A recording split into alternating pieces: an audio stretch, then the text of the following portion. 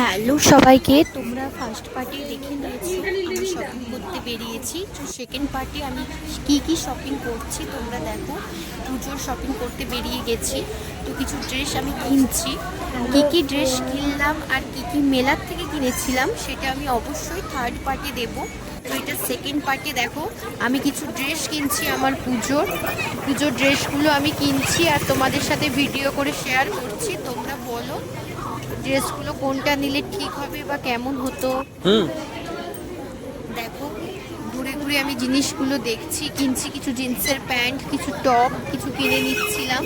বেশ ভালোই লাগছিল, কিন্তু কি কিনবো একদমই বুঝতে পারছিলাম না। তারপরে কেনাকাটি হয়ে গেছে, এরপর আমি চলে আসছি শপিং মল থেকে। দেন একটু পাঁপড় ভাজা খেয়ে নিলাম।